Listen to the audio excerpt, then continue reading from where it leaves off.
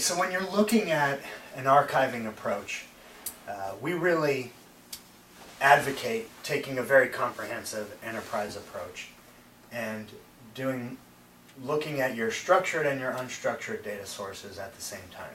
So if we start with looking at an enterprise and their complete data footprint, we realize that we have certain areas of value in the data and lots of debris, right? About 70% of our data is actually not valuable. And then here we have 30% of data which is valuable. And that tends to fall in three categories. Business value, those data elements and the bits of data that drive our business, allow us to make good solutions and really, bring value to the enterprise and allow the business to run and do their job. Then you've got obligations, right? You've got regulatory and the laws that you have to comply with by retaining data for X number of years, depending on what it is. And then you also have legal hold. So data that may fall outside of regulations, but you have an open legal case, you have an open legal matter that you need to put data on hold. So what we want to do in an archiving approach and an enterprise approach is to zone in on these things and archive the rest, eventually moving towards a defensible deletion strategy. But in the interim, we can look at just value-based archiving and get quite a bit of gain there.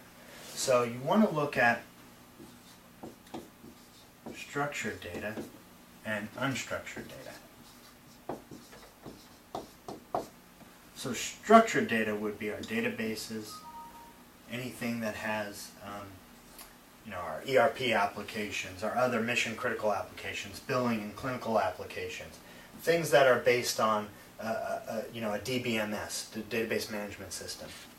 In the unstructured side, you have lots of things there. You may have file stores, you have email, you have SharePoint repositories, which can really grow, and they're considered problematic because every project spins up a new SharePoint site with multiple versions of a document on there. Before you know it, you've got all these versions of the document and you really only need one. Same thing with email. We send an email, then I forward it to somebody, and before you know it, the attachment's replicated and replicated. So these volumes really grow a lot. And we're just talking about other documents and document repositories, enterprise content management suites and things like that. So what we want to do is look at both of these with a strategy and an approach across all of them. So at BTRG, we've partnered with IBM as we look at our information governance approach and we look at archiving. So on this side, you've got a solution called Optum, which can archive data from the database and take it from a database store into a file store, which can allow you, archive files. You can have multiple files out here, multiple versions of that, which will allow you to save a lot on storage, and you can do tiering. You can tier this. So this is very expensive storage, this can be very cheap storage. And again, looking at the data that's no value, it's old, it's got no business utility, let's move that out into an archive store. And as a matter of fact, we can move these areas into archive stores because we can still retain 100% of access to that data.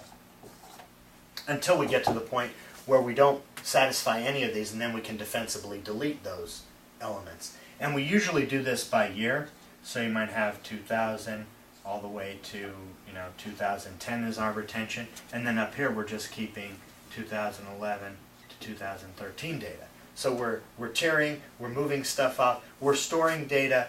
We want to store data equal to its value, and that's the value in value-based archiving. Why store data on really expensive storage if the value to the business and our obligations are very low? Let's move it out. Over here, we have IBM Ecm Solutions. You have FileNet, data capture, content collector, and a host of other great solutions. You have Atlas for policy management. So the ECM suite and the industry solutions And this is under IBM's Information Management Solutions. And at BTRG, with our expertise in both of these areas, we really can bring a comprehensive approach to value-based archiving across the board, and have you look at structured data and unstructured data in a holistic manner and comprehensive approach, so that what you're doing on the structured side, you're doing equally effectively on the unstructured side. And that's really our value proposition for our clients, because we can bring a unification to those two approaches and maximize the value that you get, maximize the savings, cost savings, by focusing on what we do with this debris. And that's value-based archiving.